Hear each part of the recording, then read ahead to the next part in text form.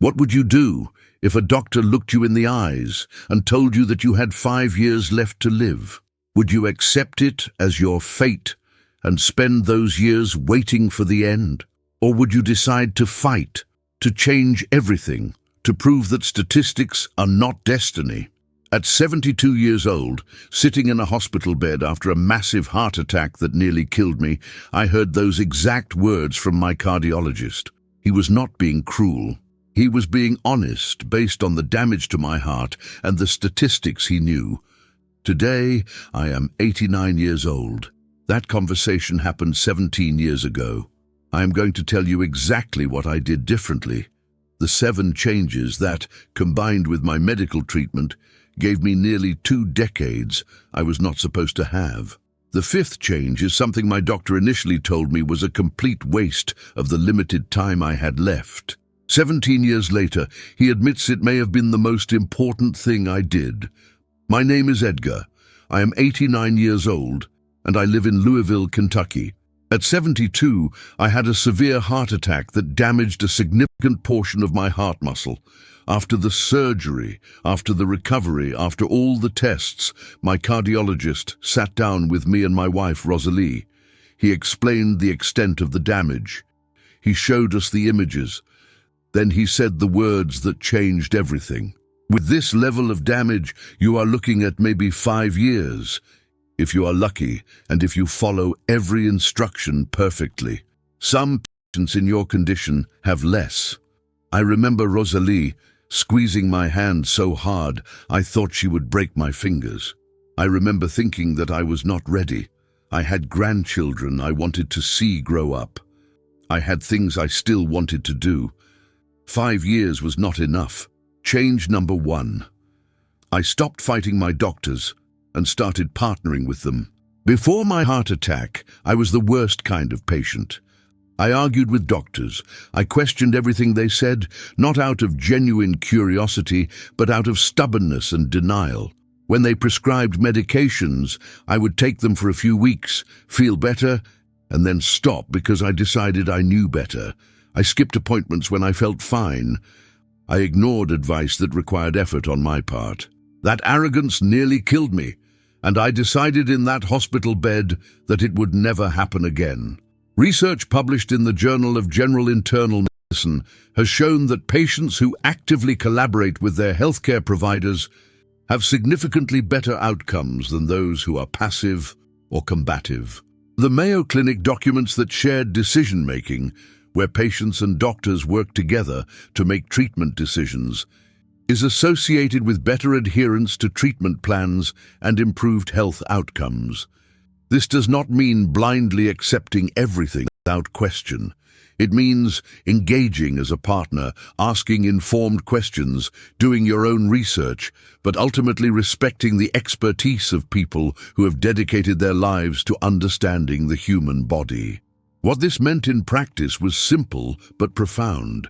I took every medication exactly as prescribed, every single day, without exception. I showed up to every appointment, even when I felt fine, especially when I felt fine. I asked questions when I did not understand something, and I actually listened to the answers. But I also brought my own research and asked to discuss options. My doctors appreciated that I was engaged rather than passive. We became a team working toward the same goal, which was keeping me alive as long as possible. I think about the patient I was before, the one who thought he knew better than people with decades of medical training. That patient almost died at 72 because he was too proud to listen. If you are fighting with your doctors, if you are skipping medications because you feel fine, if you are missing appointments because they seem unnecessary, please learn from my mistake before it costs you everything. Your doctor is not your enemy. Work together. Change number 2. I completely transformed what I put in my body. For 72 years, I ate whatever I wanted without thinking about consequences. Fried food, red meat at almost every meal, butter on everything, portions that could feed 2 people. Food was pleasure, and I was not about to let anyone tell me what I could and could not enjoy. Then I had a heart attack, and suddenly every meal became a choice between living longer and dying sooner. When you have 5 years left, you start paying attention to what you put in your body. The American Heart Association confirms that dietary changes can reduce the risk of subsequent cardiac events by up to 30% in patients who have already had a heart attack. Studies on the Mediterranean diet published in the New England Journal of Medicine have shown significant reductions in cardiovascular mortality among people who adopt this eating pattern. Dr. Dean Ornish has demonstrated through rigorous research that intensive lifestyle changes, including dramatic dietary modifications, can actually reverse heart disease in some patients. Food is not just fuel. It is medicine or poison, depending on what you choose. I eliminated fried foods completely. I reduced red meat to once or twice a month instead of daily. I dramatically increased vegetables, fish, olive oil, nuts and whole grains. This was not a diet I went on temporarily. This was a permanent transformation in how I related to food. My wife, Rosalie, learned to cook in completely different ways. She jokes that she saved my life one meal at a time, and she is not entirely wrong. The food we eat now is not bland or joyless. It is different, and it took time to adjust, but now I genuinely enjoy it. The hardest part was the first 3 months. My body craved the foods that were killing me. I dreamed about fried chicken and woke up disappointed. But somewhere around month 4, something shifted. The cravings faded. The new foods started tasting good. Now, 17 years later, the thought of eating the way I used to actually makes me feel sick. Your taste buds adapt. Your cravings change. You just have to survive the transition period. Change number 3, I started moving even when it scared me. After a heart attack, exercise is terrifying. Your heart just failed you.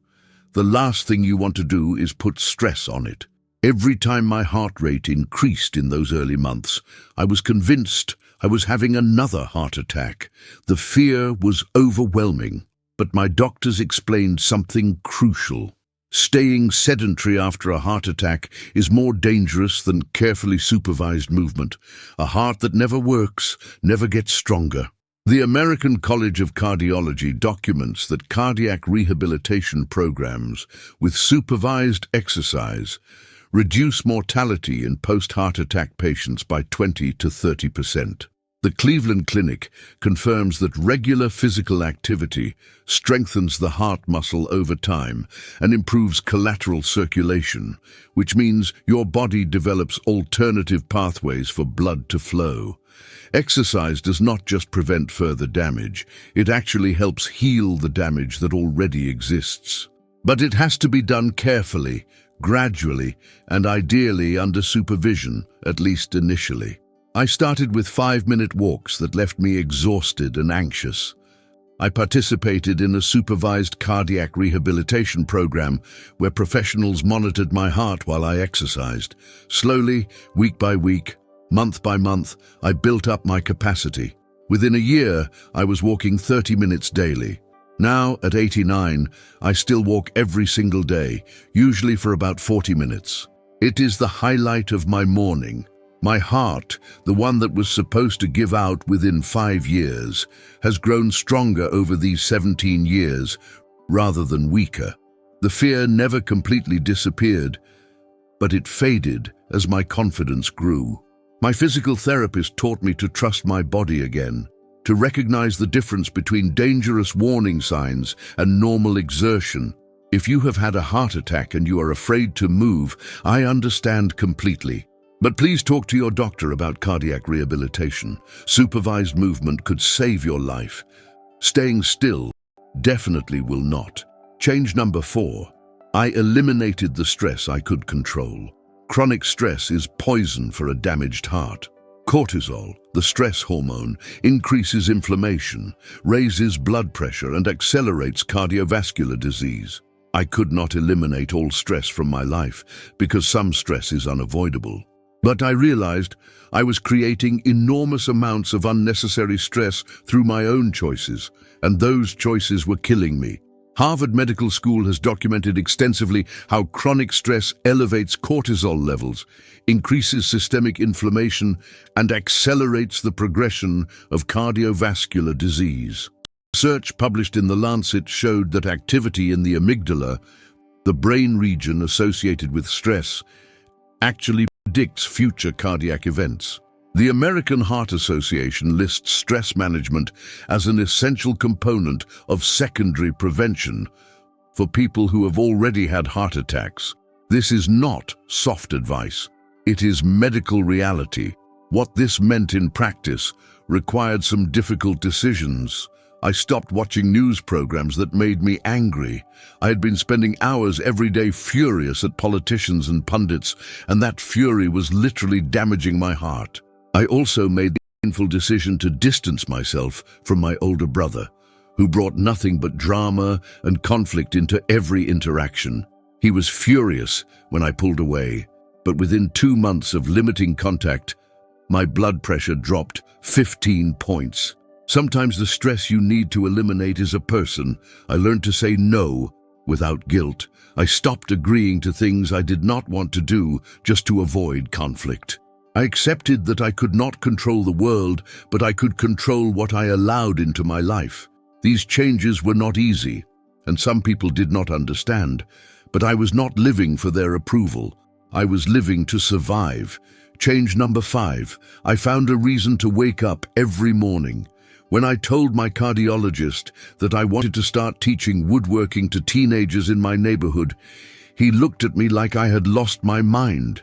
He said I should focus on practical things like diet and exercise, not hobbies that would tire me out. He called it a waste of the limited time I had left. I did it anyway, and 17 years later, he has told me it may have been the most important decision I made. Research published in JAMA Network Open studied more than 13,000 adults over age 50 and found that having a strong sense of purpose in life was associated with significantly lower mortality from all causes. A study from Rush University Medical Center demonstrated that life purpose is linked to measurably lower risk of heart attack and stroke. Blue Zone's research on the world's longest-lived populations consistently finds that having a reason to wake up, what the Japanese call ikigai, is a common characteristic among centenarians. Purpose is not a luxury, it is medicine. I set up a small woodworking shop in my garage. Every Saturday, young people from the neighborhood would come to learn how to build things with their hands. I taught them to make birdhouses, then shelves, then simple furniture. I had something to prepare for each week. I had people counting on me to show up. I had a reason to stay alive beyond just not dying. One of those teenagers, a kid named Marcus, who came from a difficult home situation, is now a professional carpenter. He tells people I changed his life. The truth is, he saved mine. If you have received a serious diagnosis and you are focused only on survival, I understand, but survival without purpose is just existence. Find something that makes you want to wake up tomorrow. It does not have to be grand. It just has to matter to you. Change number 6. I prioritized sleep like my life depended on it, because it did. Before my heart attack, I slept about 5 hours a night and wore it as a badge of honor. I thought needing less sleep meant I was tough and disciplined. What it actually meant was that I was slowly destroying my cardiovascular system. After my diagnosis, I learned that sleep is when your heart repairs itself. If you are not sleeping, you are not healing. Research published in the European Heart Journal found that adults who consistently sleep less than 6 hours per night have a 20% higher risk of heart attack compared to those who sleep 7 to 8 hours. The National Heart, Lung and Blood Institute documents that inadequate sleep increases inflammation, elevates blood pressure, and places additional stress on the entire cardiovascular system. In 2022, the American Heart Association officially added sleep to their list of essential factors for cardiovascular health alongside diet, exercise, and not smoking. I committed to going to bed at the same time every night, no exceptions. I eliminated caffeine after noon. I made my bedroom as dark and quiet as possible. And I got tested for sleep apnea, which turned out to be one of the most important things I did. I discovered I had severe sleep apnea and was stopping breathing 40 times per hour throughout the night. My heart was being stressed all night long while I thought I was resting. Treating the apnea was uncomfortable at first, but it probably added years to my life. Your heart repairs itself while you sleep. If you are not giving it enough time to repair, you are asking it to run on damage indefinitely. That is not sustainable. Prioritize sleep as seriously as you prioritize any other aspect of your health. Change number 7. I stayed connected to people who wanted me alive. Isolation kills, especially when you are already sick. After my heart attack, I could have retreated into myself, focused only on my health, pushed people away so they would not have to watch me die. Instead, I did the opposite. I surrounded myself with people who wanted me to live, who would support me and hold me accountable and give me reasons to keep fighting. A massive meta-analysis from Brigham Young University found that social isolation increases mortality risk by 29% and loneliness increases it by 26%. Research published in the journal Heart found that cardiac patients who are socially isolated have significantly higher mortality rates than those with strong social connections.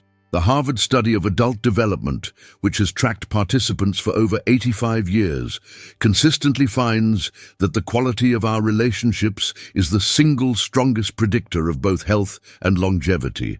I strengthened my marriage with Rosalie. We had been together for decades, but facing death together deepened our connection in ways I cannot fully explain. I reconnected with friends I had neglected during my busy working years. I joined a support group for heart attack survivors, where I met Frank. Frank had also been given 5 years. We made a pact to outlive our prognoses together. 17 years later, we still meet every month for coffee, 2 old men who refuse to die on schedule. Do not try to survive alone. You need people who will check on you, who will notice if you are slipping, who will celebrate your victories and support you through setbacks. Find your people and hold on to them. When my doctor told me I had 5 years, he was not wrong. He was working with statistics, and statistically he was probably right. What statistics cannot predict is what an individual will do with the time they have left. I could have accepted 5 years and spent them waiting to die. Instead, I decided to change everything. I partnered with my doctors instead of fighting them. I transformed my diet. I started moving despite the fear. I eliminated unnecessary stress. I found a purpose that made me want to live. I prioritized sleep. And I surrounded myself with people who wanted me alive. No single change saved me. All of them together, combined with excellent medical care, gave me 17 years I was never supposed to have. If you have received a difficult diagnosis, or if you love someone who has, tell me in the comments which of these 7 changes you plan to make first. Your story might inspire someone who is sitting where I sat at 72, terrified and unsure if fighting is even worth it. It is worth it. If this video gave you hope, hit that like button and share it with someone who needs to hear that prognosis is not destiny. Subscribe for more real stories about living beyond expectations.